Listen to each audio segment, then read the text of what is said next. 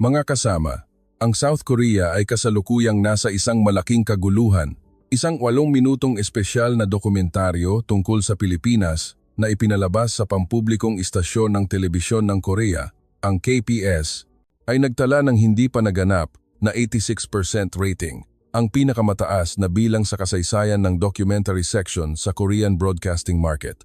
Ito ay hindi ang Pilipinas na alam natin, nalinlang tayo sa buong buhay natin. Sa wakas, napagtanto namin kung gaano kami katanga. Pagkatapos ng pagpapalabas, halos gumuho ang online comment board ng mga Koreanong manonood. Ang mas nakakagulat, ang video clip na ito ay isinalin sa iba't ibang wika sa buong mundo at umabot na sa 10-10 milyong views sa iba't ibang bansa. Ano ang nilalaman ng 8 minutong video na ito na nagdulot ng pandaigdigang pagkakagulo ng kritisismo? Ang Koreanong producer na gumawa ng video ay nagkumpisal sa kanyang personal na social media pagkatapos ng pagpapalabas. Naglakbay ako sa Pilipinas na punong-puno ng pagmamataas, ngunit habang tumatagal na kumukuha ng larawan ang lente ng aking kamera, mas lalo akong nakadama ng kahihiyan. Ano ba talaga ang nangyari? Ito ang tunay na imahe ng Pilipinas, tulad ng nakita sa mga mata ng isang Koreano. Ngayon, sabay-sabay nating pasukin ang istoryang ito. Bago tayo magsimula, kung makakatulong kayo na pindutin ang like at i-follow ang channel, magiging malaking inspirasyon ito para magpatuloy kami sa paghahatid ng magagandang kwento.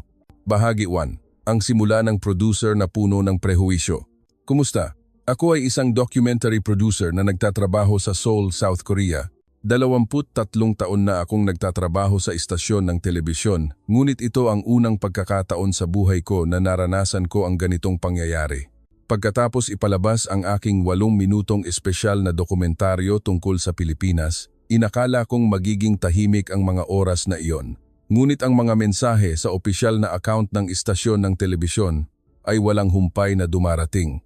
Sa una, inakala kong mga mensahe ito ng protesta, dahil ito ay isang positibong ulat tungkol sa Pilipinas at inaasahan kong magkakaroon ng backlash.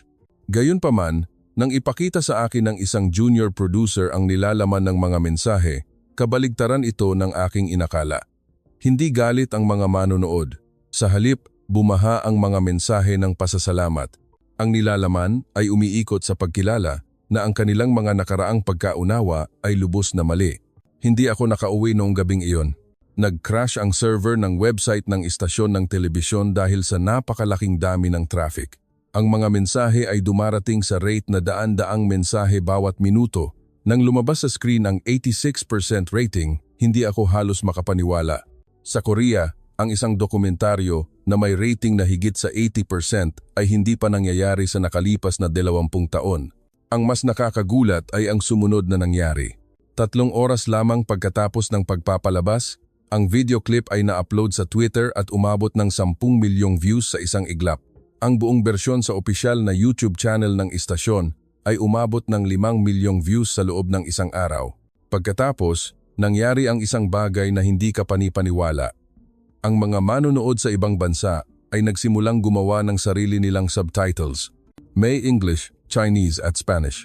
Nagkomento ang isang manonood mula sa China na, kumpara sa sitwasyon sa sarili nilang bansa, labis silang nagpapasalamat. Sa Europa, napakainit ng tugon. Isang sikat na mamamahayag na Pranses ang sumulat sa kanyang Instagram na ang panonood ng dokumentaryo tungkol sa Pilipinas na gawa ng mga Koreano ay nagtulak sa kanya na muling suriin ang sarili niyang prehuwisyo. Kahit ang pampublikong istasyon ng telebisyon sa Germany ay nagpadala ng mensahe na nagsasabing gusto nilang gumawa ng katulad na espesyal na dokumentaryo tungkol sa Pilipinas. Ngunit ang pinakakahanga-hanga ay ang reaksyon sa loob ng Korea. Isang manonood na nasa 70s ang nagkomento sa YouTube. Buong buhay ko, hinamak ko ang Pilipinas, iniisip na ito ay isang atrasadong bansa lamang. Ngunit pagkatapos panoorin ang programang ito, labis akong nahihiya at hindi ako makatulog ng maraming araw. Salamat at sa wakas, nalaman ko ang katotohanan. Pupunta ako sa Pilipinas sa susunod na taon. Sa mga bookstore sa Seoul, mabilis na naubos ang mga libro tungkol sa Pilipinas.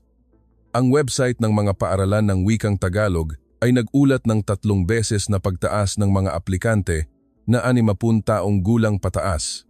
Puno ang booking queue ng mga travel agency para sa mga package sa buong Pilipinas. At ang pinakanakakagulat ay ang reaksyon ng mga karibal na istasyon ng telebisyon. Sa loob ng 2 linggo, nag-ere ang isang karibal na channel ng teaser para sa isang katulad na programa. Nag-schedule naman ang isa ng isang espesyal na serye tungkol sa Pilipinas. Ang 8-minutong video na ginawa ko ay lubusang nagpabago sa Korean broadcasting. Ngunit sa loob ko, alam kong hindi ito aksidente. Bago ko gawin ang video na ito, tulad ako ng iba, punong-puno ng prehuwisyo laban sa Pilipinas at ayaw makita ang katotohanan. Ang dahilan kung bakit ako nagbago ay isa lang. Naglakbay ako at nakita ng sarili kong mga mata. Ang karanasang iyon ay nagpabago ng aking buhay at ang resulta nito ay yumanig sa buong Korea. Bahagi 2. Ang orihinal na plano na ilantad ang pagkaatrasado. Sa katunayan, nang planuhin ko ang dokumentaryong ito, lubos na magkaiba ang aking intensyon. Sa totoo lang, gusto kong ilantad ang tunay na kalagayan ng Pilipinas. Nitong mga nakaraang taon, masyado akong nakakarinig ng magagandang bagay tungkol sa turismo at pagkain ng Pilipinas sa Korea at hindi ako sumasang-ayon. Naaalala ko pa ang ambience sa meeting room ng istasyon ng telebisyon nang ipresent ko ang proyekto.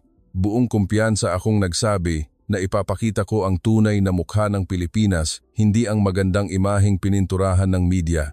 Kukuha ako ng mga larawan ng mga lumang gusali, magulong trapiko at ang tunay na kalagayan.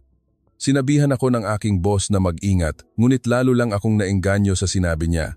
Nang bumuo ako ng team, sinadya kong pumili ng mga taong hindi pa nakakapunta sa Pilipinas sa dahilang para magkaroon ng neutral at walang prehuwisyong pagmamasid. Ngunit sa totoo lang, nag-ipon ako ng mga taong katulad ko ang pag-iisip. Ang director of photography at ang scriptwriter ay may negatibong pananaw sa Pilipinas. Noong gabing bago umalis, binalak ko ang aking reportage na may nakangising pang-iinis. Napagdesisyonan ko na kung saan ako pupunta at kung ano ang kukunin ko. Masikip na mga palengke, mukhang maduming mga tindahan, magulo at walang disiplinang mga tao. Sadya kong kukunin lamang ang mga ganitong bagay. Sigurado ako na sapat na ang 8 minutong video para maipahatid ang aking intensyon. Bahagi 3. Ang pagharap sa katotohanan sa Pilipinas. Nang dumating kami sa Manila International Airport, sinabi ko sa Director of Photography, huwag kang malinlang sa panlabas na anyo. Karaniwan lang na malinis ang airport dahil ginawa iyan para ipakita sa mga dayuhan. Naniniwala ako na ang tunay na mukha ay makikita lang kapag pumasok na kami sa mismong lungsod. Sa taxi papasok sa Maynila, tumitingin ako sa paligid, naghahanap ng mga kapintasan. Ngunit ang kakaiba ay ang nakita ng aking mga mata isang kalsada na punong-puno ng enerhiya at ang mga istasyon ng LRT, MRT na maayos at malinis. Inisip ko, baka sa mga lugar lang ng turista ang ganito. Noong unang gabi sa hotel, nanatili akong may kumpiyansa. Inakala ko na bukas, basta't pumasok ako sa mga eskinita, tiyak na makakakuha ako ng mga larawan ang tunay na imahe ng mga Pilipino na inaasahan ko. Gayunpaman, mula pa lang sa umaga ng pangalawang araw, nagsimula ng gumuho ang aking plano. Nangyari ito nang mag-almusal ako sa hotel. Nakita ng mga staff ng hotel na dayuhan ako, kaya lumapit sila para ipaliwanag ang menu sa matatas na Ingles. Hindi lang 2 o 3 tao, kundi lahat ng staff ay punong-puno ng sigla at atensyon. Sinadya kong magbigay ng komplikadong request tulad ng gusto ko ng itlog na maalat pero malambot ang pula o gusto ko ng kape na hindi masyadong matamis at hiwalay ang yelo. Inasahan ko na kapag ginawa ko silang mahirapan, magiging masama ang kanilang ugali. Ngunit ngumiti ang mga staff at mabilis na tumugon. Walang problema sir, kami na po ang bahala. At nang makita nilang may natira akong pagkain, lumapit pa sila para tanungin kung hindi ko ba nagustuhan ang lasa at nagrekomenda pa ng ibang lokal na putahe. Ganoon din nang una akong lumabas sa kalye na may dalang kamera. Kapag nagtatanong ako ng direksyon, lahat ay palakaibigang nagtuturo kahit matatanda, kabataang estudyante o mukhang abalang office worker. Tumitigil sila para ipaliwanag sa akin. May isa pa ngang nag-escort sa akin papunta sa destinasyon gamit ang kanyang motorsiklo. Ito ba ang tunay na pagiging magiliw ng Pilipinas na naririnig ko? Nagsimula akong malito dahil hindi ito ang inaasahan ko. Nagsimula na ring magpakita ng kakaibang reaksyon ang Director of Photography at ang scriptwriter dahil hindi ito tugma sa aming hula. Kahit ganoon, hindi ako sumuko. Naisip ko na kapag pumunta ako sa mga tindahan sa kalsada o sa mga eskinita, may makikita ako. Naniniwala ako na makakakuha ako ng larawan ng masamang sanitasyon, hindi pala kaibigang ugali o panloloko sa presyo. Ngunit muli, gumuho ang aking mga inaasahan. Ang mga restaurant sa tabi ng kalsada na mukhang luma sa labas ay may malilinis na mesa at silya sa loob. Napakabait ng may-ari. Ang presyo ay makatwiran at ang ilan ay mas mura pa kaysa sa Korea. Nagbigay pa ang may-ari sa amin ng libreng maliit na ulam. Ngumiti at nagsabing, "Welcome to the Philippines, sir." Nang gabing iyon, pagbalik sa hotel, binura ko ang lahat ng footage na nakunan ko. Hindi ko maibabalik sa istasyon ang mga ganoong bagay. Hindi ito tumutugma sa intensyon ng proyekto. Pagkatapos mag-alala, naisip ko ang isa pang paraan. Nagdesisyon akong gumawa ng direktang street interview. Inakala ko na kapag tinanong ko ang mga tao sa Seoul tungkol sa Pilipinas, tiyak na sasagot sila ng negatibo. Gusto ko lang kumuha ng mga larawang iyon pabalik. Bahagi 4. Ang Koreanong pagsubok, ang lasang nagbago ng pananaw. Pagdating namin sa Korea, nagsimula kami ng mga panayam sa isang mataong lugar sa Seoul. Ang plano ay magdala ng pagkain Pilipino para tikman ng mga Koreano. Inasahan kong magkakaroon ng reaksyon na kakaiba ang lasa o masyadong maalat, matamis. Ang mga pagkaing inihanda ay adobo, lechon kawali, at syempre, durian. Inakala ko na hindi matatanggap ng mga Koreano ang mga lasang ito, lalo na ang kakaibang amoy ng durian. Sigurado ako na hindi ito matitiis ng mga Koreano. Ang unang participant ay isang male office worker na nasa 30s. Kahit nagmamadali siya sa tanghalian, tumigil siya nang tawagin namin. Nang sabihin kong pagkain Pilipino ito, bahagya siyang nag-alinlangan. Naisip ko, ayan na, nagsisimula na siyang mainis. Gayunpaman, pagkatapos niyang kumain ng isang subo ng lechon kawali, lumaki ang kanyang mga mata at nagtanong, "Ito ba talaga ay pagkain Pilipino?" Sabi niya, "Ito ay mayaman, matamis at maalat at may mas matinding lasa kaysa sa Korean bibimbap." Nagtanong pa siya kung pwede niyang ubusin ang natira. Sumagot ako ng may pagtataka, "Sige lang, ubusin mo na." Ang pangalawang participant ay isang housewife na nasa 50s na pauwi mula sa pamimili. Inalok ko siya ng pansit. Nag-aalala ako na hindi niya magustuhan ang texture, ngunit pagkatapos ng isang subo, sinabi niya ng may pagkamangha, "Ano ito? Malambot at masarap ang noodles, tamang-tama ang tamis at asim. Napakasarap talaga." At nagtanong siya kung saan siya makakabili. Ang pangatlong grupo ay isang magkasintahang estudyante. Nang makita nila ang durian, una silang nagsimulang masuka dahil sa malakas na amoy at kinurot ang kanilang ilong. Ngunit sa aking panghihikayat, naglakas loob ang babaeng estudyante na tikman ang isa. Sumigaw siya sa kanyang kasintahan, "Napakasarap nito, malambot na parang custard." Sinubukan din ng lalaking estudyante at patuloy na tumango. Inubos nilang dalawa ang natitirang durian at sinabing kung pupunta sila sa Pilipinas, kailangan nilang tikman ito sa isang night market. Nagpa-picture pa sila. Nagpatuloy ang mga panayam, ngunit walang nagbigay ng negatibong tugon. Lahat ay nagulat at sinabing mas masarap ito kaysa sa inaasahan. Sa huli, kahit ang mga dumadaan ay nagsimulang pumila para tikman din. Nagsimula akong mag-alinlangan. Hindi ito ang imaheng gusto ko. Sinabi ko sa director of photography, "Huwag na tayong kumuha ng footage." Ngunit nagkumpulan na ang mga tao. Isang matandang lalaki na nasa 70s ang lumapit. Nang marinig niyang pagkain Pilipino ito, hindi siya nag-alinlangan na tikman ang lechon kawali. Pagkatapos umagos ang lasa sa kanyang bibig, tumango siya at sinabi sa akin, "Noong bata pa ako, nabuhay ako sa paghamak sa Pilipinas. Ngunit ngayon, parang ngayon ko lang napagtanto kung gaano ako katanga."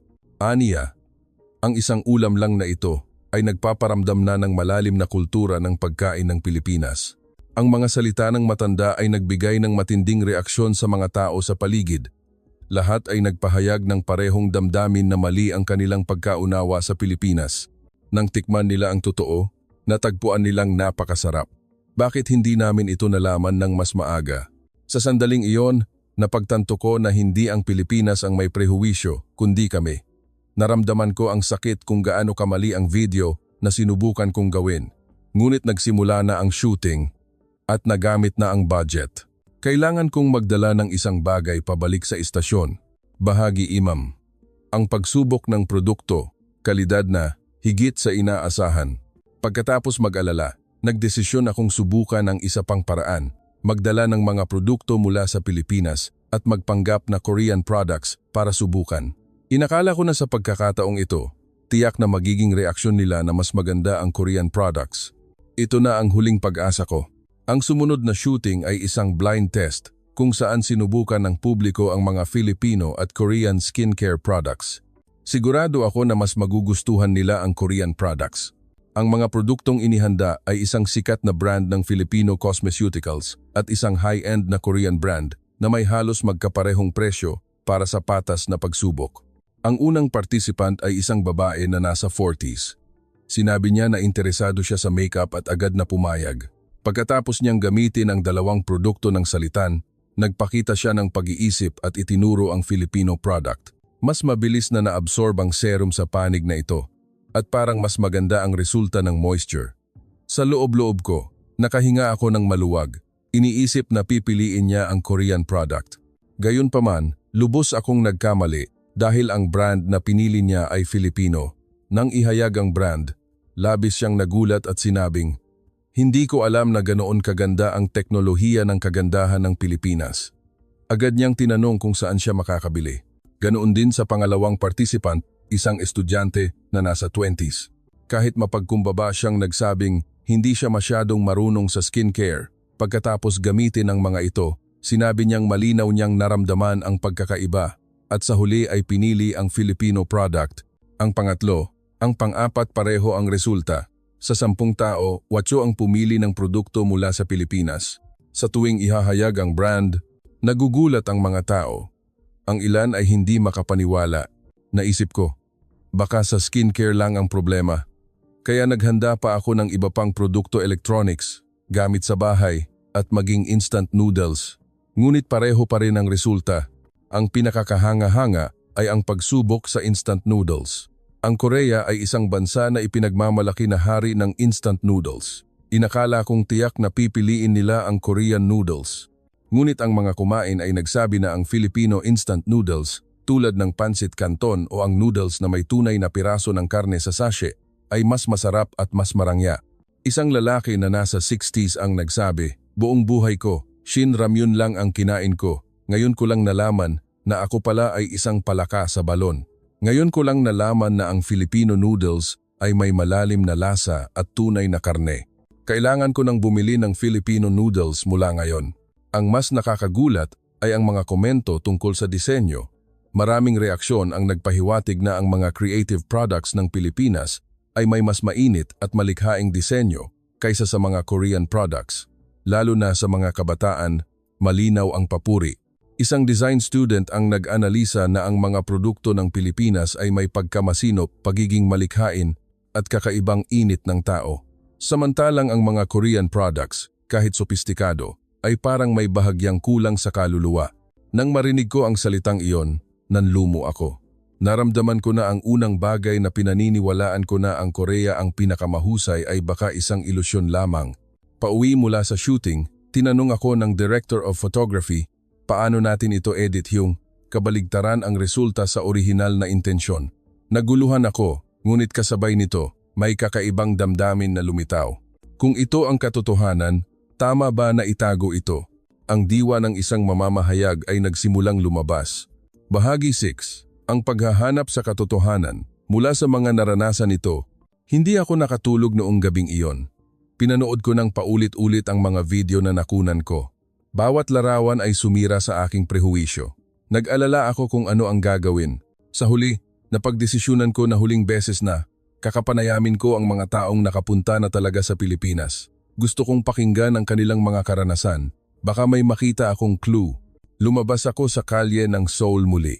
Sa pagkakataong ito, sinadya kong pumili ng mga taong may karanasan sa paglalakbay sa Pilipinas. Inasahan ko na kung totoo ang karanasan, mayroong mga negatibong kwento. Tinanong ko ang mga dumadaan, "Nakapunta na po ba kayo sa Pilipinas?" Ang sagot, mas marami ang nakapunta kaysa sa inaakala ko. Naramdaman ko na sa nakalipas na ilang taon, dumami ng dumami ang mga naglalakbay sa Pilipinas. Ang unang participant ay isang female office worker na nasa 30s. Sinabi niya na noong nakaraang taon, Nagpunta siya sa Maynila kasama ang kanyang mga kaibigan. Bago siya pumunta, wala siyang masyadong inaasahan dahil malapit at mura lang. Ngunit pagdating niya, lubos na naiiba. Napakalinis ng LRT, MRT. Palakaibigan ng mga tao. Mas masarap ang pagkain kaysa sa inaasahan, lalo na ang tanawin mula sa mga rooftop bar sa Maynila. Napakaganda talaga. Sinabi niya na gusto niyang pumunta sa Cebu sa susunod. Ang pangalawa ay isang mag-asawa na nasa 50s. Sinabi nila na nagpunta sila sa Boracay para ipagdiwang ang kanilang wedding anniversary. Sinabi ng asawa na ayaw niyang pumunta noong una, ngunit sinunod lang ang kanyang asawa. Ang resulta, mas nagustuhan niya ito kaysa sa kanyang asawa. Sinabi niya nang nakangiti na humanga siya sa kabaitan ng mga Pilipino kapag nagtatanong ng direksyon, may mga nag-escort pa sa kanila. Sa restaurant, binibigyan pa sila ng libreng prutas. Ang driver ng taxi ay nagpapaliwanag ng mga tourist spot ng palakaibigan. Ang pangatlong grupo ay mga estudyante sa universidad na nasa 20s. Sinabi nila na nag-backpack sila sa Pilipinas noong bakasyon. Naghahanap lang sila ng murang lugar na mapupuntahan, ngunit pagkatapos ng biyahe, lubos na nagbago ang kanilang pag-iisip. Nagulat sila kung gaano ka-convenient ang Pilipinas. Ang public transport, food delivery apps, at QR code payments ay kasing convenient ng Korea. Nagdagdag ang isang estudyante na ang kultura ng paggalang at kagandahang asal ng mga Pilipino sa tren ay nagparamdam na maraming matututunan ang Korea mula sa Pilipinas. Tumango ang iba pang mga estudyante sa pahayag na ito. Ang pang-apat ay isang lola na nasa 70s. Sinabi niya na nag-solo trip siya sa Pilipinas. Nag-alala siya noong una dahil sa edad niya, ngunit napakabait at matulungin ng mga Pilipino. Sa tren, may kaagad na nagbigay ng upuan. Sa restaurant, detalyadong ipinaliwanag ng mga staff ang menu. Nang naligaw siya, tinulungan siya ng pulis na tumawag ng taxi. Sinabi niya nang may pagpapasalamat na, kumpara sa Korea, ang kultura ng paggalang sa matatanda sa Pilipinas ay parang mas buhay pa. Ang panglima ay isang businessman na nasa 40s, na madalas maglakbay dahil sa trabaho, lalo na sa mga industrial zone sa Cavite, Laguna. Nagpunta siya noong una dahil sa pangangailangan sa trabaho, ngunit ngayon ay nag-enjoy na siyang magtrabaho sa Pilipinas. Humanga siya sa enerhiya at dedikasyon ng industriya sa Pilipinas at tinantiya na, kumpara sa katigasan ng mga malalaking korporasyon sa Korea, ang mga negosyo sa Pilipinas ay mas flexible at malikhain. Maraming matututunan ang Korea. Sa pagpapatuloy ng mga panayam, nakita ko ang isang pattern. Ang mga hindi pa nakakapunta ay may negatibong imahe, ngunit ang mga nakaranas na nito ay may labis na positibong karanasan. Ang pagkakaiba ba ng karanasan ay lumikha ng ganito kalaking puwang sa pagkaunawa? Isang university professor ang nag-analisa na ang Korean media ay napakadalang mag-ulat tungkol sa Pilipinas o nag-uulat lamang ng mga lumang aspeto na nagdudulot ng maling pagkaunawa sa publiko. Sa sandaling narinig ko ang mga salitang iyon, nanginginig ang aking puso. Ang sinubukan kong gawin ay ang mismong baluktot na pag-uulat, sinusubukang itago ang katotohanan at idiin ang prehuwisyo. Bahagi 7. Ang desisyon. Naipakita ang katotohanan at ang labanan sa istasyon. Noong gabing iyon, pagkatapos ng shooting, nagbalik ako sa hotel at nag-isip ng matagal. Dapat ko bang burahin ang lahat ng footage na nakunan ko o dapat kong ipakita ang katotohanan kung ano ito? Naglaban ako sa pagitan ng konsensiya ng isang mamamahayag at ng personal na prehuwisyo. Pagkatapos ng mahabang gabi, nagdesisyon akong ipakita ang katotohanan. Tatanggapin ko na mali ang aking prehuwisyo. Nagdesisyon akong ipalabas ang mga larawan batay sa kung ano ang totoo. Itinuring ko itong minimum na paggalang sa aking propesyon. Pagbalik ko sa istasyon ng telebisyon at pagpasok sa editing room, hindi ko maitago ang aking pagkabahala. In-upload ko ang video file sa screen at sinimulang suriin ang bawat bahagi, ang eksena ng pagtikim ng pagkain, ang pagsubok sa produkto, ang mga panayam sa kalye. Ang lahat ng clip ay kabaligtaran ng aking orihinal na intensyon. Ang plano kong ibaba ang tingin sa Pilipinas ay lubusang nabigo. Tinanong ako ng editor, paano natin ito edit? Ayon ba sa orihinal na plano o ayon sa aktual na kinunan? Nag-alinlangan ako sandali, ngunit agad na nagdesisyon. I-edit ayon sa aktual na kinunan, hindi maitatago ang katotohanan. Nagulat ang editor. Kung gagawin natin iyan, magiging mahirap ang sitwasyon mo bilang producer. Okay lang ba? Sumagot ako. Okay lang. Mas mahalaga ang katotohanan kaysa sa aking sitwasyon. Naramdaman ko na kailangan kong panatilihin ang minimum na dignidad ng isang mamamahayag. Ngunit pagkatapos magdesisyon, may isa pang alalahanin. Kung ipalabas ito ng ganito, maiintindihan ba ng mga manonood? Dapat ko bang tapat na ibunyag ang aking baluktot na orihinal na intensyon? Pagkatapos mag-isip, gumawa ako ng isang mahalagang desisyon. Idadagdag ko ang aking kumpisal sa simula ng clip.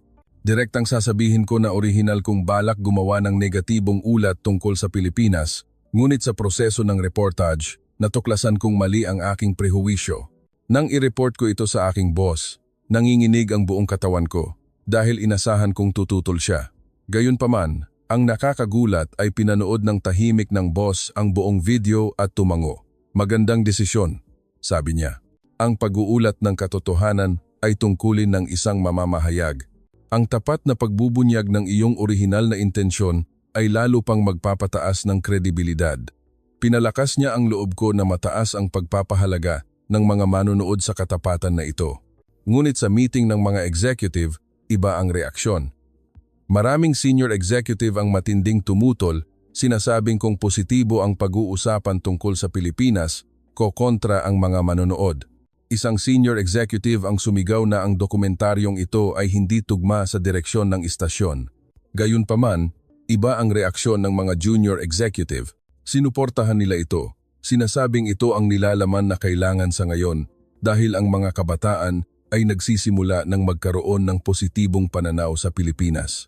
Naiwan na ba tayo ng ating istasyon ng telebisyon? Sa huli, pagkatapos ng botohan, napagdesisyunan na ipalabas ito. Ngunit may isang kondisyon, hindi dapat lumampas sa 8 minuto. Ang intensyon ay bawasan ang oras para mabawasan ang epekto. Tinanggap ko ang kondisyon. Naisip ko na sapat na ang 8 minuto. Kung ilalagay ang mahalagang nilalaman, mas lilikha ito ng epekto. Ang bagong pag-edit ay isang magdamag na trabaho na kailangang i-compress ang ilang oras ng video sa 1 minuto. Napakahirap na trabaho kung anong eksena ang pipiliin, kung ano ang tatanggalin, kung paano ayusin ang pagkakasunod-sunod. Lalo na ang eksena ng aking kumpisal, paano ito ilalagay. Kung masyadong mahaba, parang pagdadahilan. Kung masyadong maikli, hindi mararamdaman ng mga tao ang katapatan. Sa huli, ibinuod ko ito sa mga 1 minuto na nakatitig sa kamera at tapat na ikinuwento kung bakit ko sinimulan ang proyektong ito at kung paano nagbago ang aking pag-iisip. Inamin ko ang aking pagkakamali sa nanginginig na boses. Nang matapos ang pag-edit at ang huling pagsusuri sa tahimik na madilim na silid, pinanood ko ang natapos na video at hindi ko napigilan ang aking mga luha. Ang 8 minutong iyon ay nagpakita ng totoo kung gaano kamali ang aking prehuwisyo, pinanood din ng boss at ng editor. Lahat ay nakatingin sa video ng tahimik. Pagkatapos nito, walang nag-usap sandali dahil napakabigat ng mensahe. Noong gabing bago ang pagpapalabas, hindi ako nakatulog. Hindi ako makapaniwala na ipapalabas ang video na ito sa buong bansa bukas. Natatakot ako sa magiging reaksyon ng mga tao at kung makakaapekto ito sa aking karera. Ngunit kasabay nito, mayroong damdamin ng kapayapaan. Sa wakas, ginawa ko ang tama at hindi ko tinago ang katotohanan.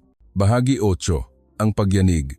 Pagkatapos ng pagpapalabas at ang 86% record, sa araw ng pagpapalabas, inobserbahan ko ang mga reaksyon sa istasyon ng telebisyon. Sa simula, tahimik ang ambiance. Mukhang hindi pa naiintindihan ng mga tao ang intensyon ng video. Gayunpaman, nang matapos ang eksena ng aking kumpisal at nagpatuloy sa mga panayam, nagsimulang magbago ang ambiyanse. Sa online board, nagsimulang lumabas ang mga artikulo, bumaha ang mga mensahe. Ang nakakagulat ay ang karamihan ng mga reaksyon ay positibo. Pinuri ng mga tao na isa itong matapang na ulat. Bumaha ang mga mensahe ng pasasalamat na nagpaalam ng katotohanan. Ang aking tapat na kumpisal ay naging isang bagay na nakapagbigay ng matinding koneksyon. Siyempre, may mga negatibong reaksyon tulad ng pagtawag sa akin na traidor o pagdududa kung binayaran ba ako ng Pilipinas.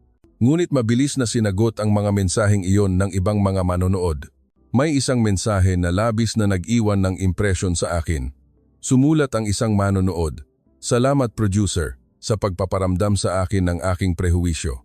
Nahihiya ako na humatol ako nang hindi ko pa nararanasan. Nang makita ko ang mensaheng iyon, nagtiwala ako na tama ang aking pinili. Kahit isang tao lang ang nakaalis sa prehuwisyo, sulit ang ginawa ko. Kinabukasan pagkatapos ng pagpapalabas, halos maging kaguluhan ang istasyon ng telebisyon. Walang tigil ang pagring ng telepono, puno ang mga email. Maraming mamamahayag ang nagkumpulan sa harap ng istasyon at ang pinakanakakagulat ay ang 106% rating, ang pinakamataas na record ng documentary section sa kasaysayan ng istasyon. Mas nakakagulat pa ito kaysa sa rating ng finale ng isang drama series. Bukod pa rito, ang grupo ng manonood ay sumasaklaw sa lahat ng kasarian at edad, mula sa mga kabataan hanggang sa matatanda na nasa 70s pataas. Pagkatapos ng 3 araw ng pagpapalabas, ang views sa YouTube ay umabot ng 500,000. Pagkatapos ng 1 linggo, umabot ng 1 milyon, at pagkatapos ng 1 buwan, umabot ng 3 milyon. Ito ang nilalaman na may pinakamabilis na pagtaas ng views sa Korea. Gumugol ako ng libreng oras sa pagbabasa ng mga mensahe dahil gusto kong malaman ang reaksyon ng mga tao. Marami ang nagbahagi ng kanilang aktual na karanasan. Ang mga nakapunta ay nagsabing konektado sila sa aking mga salita. Ang mga hindi pa nakakapunta ay nagsabing kailangan nilang pumunta at tingnan mismo. Lalo na ang reaksyon ng mga matatanda. Sumulat ang isang manonood na nasa 70s na nabuhay siya ng buong buhay na hinahamak ang Pilipinas. Ngayon lang siya nagising na kung gaano siya katanga. Ang isa naman ay nagkumpisal na noon. Nagkaroon siya ng baluktot na imahe sa kultura ng Timog Silangang Asya. Ngunit alam na niya ngayon na mali ang kaisipang iyon at tuturuan niya ang kanyang mga apo na tingnan ang mundo ng walang prehuwisyo. Matingkad din ang reaksyon ng mga kabataan. Sumulat ang isang estudyante na dahil sa isang panig na pag-uulat ng media, hindi nila nakita ng tama ang Pilipinas. Mula ngayon, gusto niyang subukan na maranasan ito mismo. Ang epekto ng pagpapalabas ay kumalat sa buong lipunan ng Korea. Sa mga bookstore, naging bestseller ang mga libro tungkol sa Pilipinas, maging ito man ay mga libro sa pagtuturo ng Tagalog, travel guide, o kultura. Ang mga paaralan ng wikang Tagalog ay napuno, na may higit sa 3 beses na pagtaas mula sa normal, lalo na ang mga estudyante na nasa 60s pataas. Abala ang mga travel agency. Napakabenta ng mga produkto ng turismo sa Pilipinas, hindi lang sa Maynila, kundi pati na rin sa Cebu, Boracay, Palawan at iba pang probinsya. Ang mas nakakagulat ay ang pagkilos ng iba pang istasyon ng telebisyon. Ang mga karibal ay nagsimulang maglabas ng katulad na mga proyekto. Mabilis na tumaas ang mga programa na nagpapakilala sa iba't ibang lungsod ng Pilipinas. Nagkaroon ng mga ulat tungkol sa modernong industriya ng turismo ng Pilipinas, kultura, tradisyon, night market, signing, at musika. Ang mga pahayagan at magasin ay muling nag-analisa ng Pilipinas sa aspeto ng ekonomiya, kultura, at lipunan. Sumulat ang isang sikat na pahayagan sa kanilang editorial na minaliit ng Korea ang Pilipinas. Panahon na upang tanggapin ang dapat tanggapin at matutunan ang dapat matutunan. Nagbago rin ang economic sector. Dumami ang mga Koreanong kumpanya na naghahanap ng pakikipagtulungan sa mga negosyo sa Pilipinas. Mayroong kilusan na matuto mula sa flexibility at bilis ng pagiging malikhain ng mga Filipino SME. Sa mga universidad, tumaas ang popularidad ng pag-aaral tungkol sa Pilipinas. Mabilis na dumami ang mga estudyanteng gustong mag-aral ng wikang Tagalog, kasaysayan, kultura at ekonomiya ng Pilipinas. Nagkaroon din ng reaksyon sa politika. Nagsimula ang mga panawagan na palakasin ang ugnayan sa pagitan ng Korea at Pilipinas. Sa pananaw na kapag nagbago ang damdamin ng publiko, kailangan ding sumunod ang patakaran.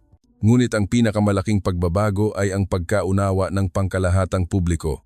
Kapag tinanong ang mga tao sa kalye tungkol sa Pilipinas, ang sagot ay lubos na naiiba kumpara noon. Sinabi ng isang housewife na hindi siya bumibili ng Filipino products noon, ngunit ngayon ay nagsimula na siyang maghanap ng Filipino products na may magandang kalidad at mainit na disenyo at inirerekomenda niya ito sa mga nasa paligid niya.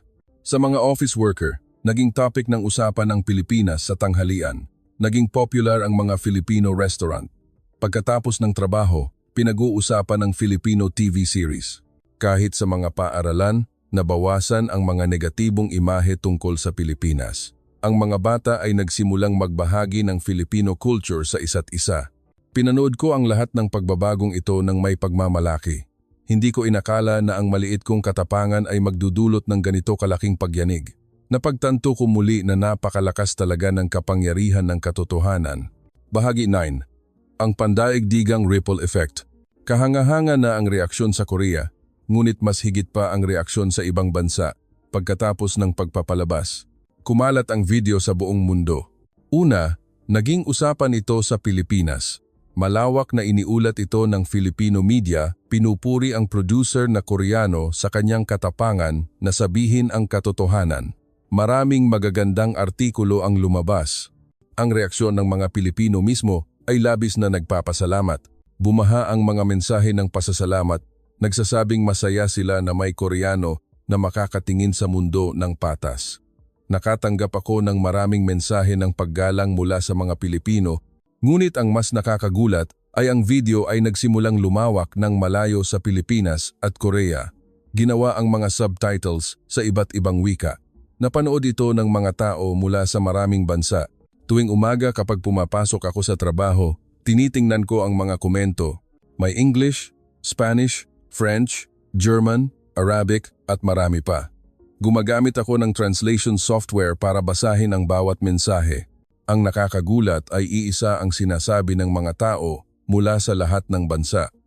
Mayroon din silang prehuwisyo laban sa sarili nilang kalapit bansa, ngunit pagkatapos panoorin ang aking video, napilitan silang mag-reflect sa sarili.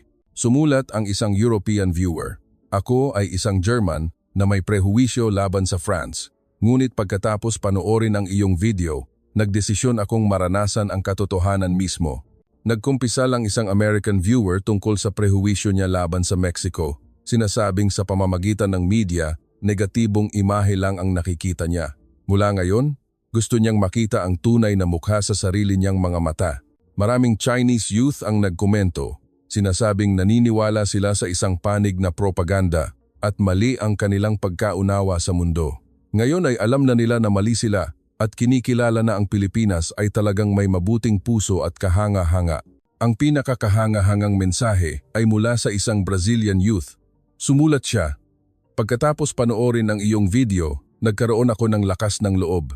Isa rin akong mamamahayag. Napagtanto ko kung gaano kahalaga ang pagsasabi ng katotohanan."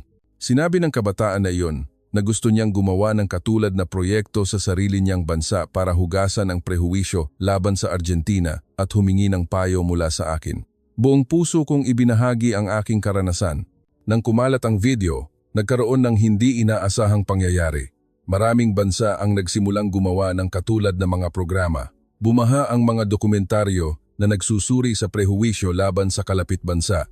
Nagpadala sa akin ng email ang isang French producer. Sinasabing na-inspire siya sa aking video at gumawa ng programa tungkol sa Germany na nakatanggap ng magandang tugon. Nagpasalamat siya sa akin. Nakipag-ugnayan din ang isang istasyon ng telebisyon sa England. Sinasabing gumawa sila ng programa tungkol sa Ireland na gumamit ng aking pamamaraan at sinabing umiiyak ang mga manonood habang nanonood. Nang makita ko ang mga pagbabagong ito, napagtanto ko na ang prehuwisyo ay umiiral sa buong mundo. Ngunit nalaman ko rin na basta't ipapakita natin ang katotohanan, handa ang mga tao na magbago ng kanilang isip. Conclusion: binago ng katotohanan ang mundo. 6 na buwan pagkatapos ng pagpapalabas, inimbitahan ako na sumali sa International Broadcasting Conference sa Maynila. Ito ay isang lugar kung saan nagtitipon ang mga producer mula sa buong mundo. Doon, nakarinig ako ng mga nakakagulat na kwento. Pagkatapos panoorin ang aking video, maraming tao ang talagang kumilos. Ang ilan ay naglakbay sa kalapit bansa. Ang ilan ay gumawa ng mga katulad na programa. Ang ilan ay nagsimula ng edukasyon tungkol sa prehuwisyo sa mga paaralan. Isang guro na German ang nagsabi sa akin na pagkatapos niyang ipalabas ang aking video sa mga bata, nagsimulang mag-debate ang mga bata tungkol sa prehuwisyo. Iyon ang pinakamakabuluhang aralin. Sinabi ng isang professor mula sa isang universidad sa US na ginamit niya ang aking video bilang panturo sa klase ng komunikasyon para sa isang case study at napakainganyo ng reaksyon ng mga estudyante. Sa kaganapan noong araw na iyon, nakausap ko ang maraming tao sa Philippine TV industry. Nagpasalamat sila, nagsasabing, "Salamat, Koreanong may katapangan na sabihin ang katotohanan."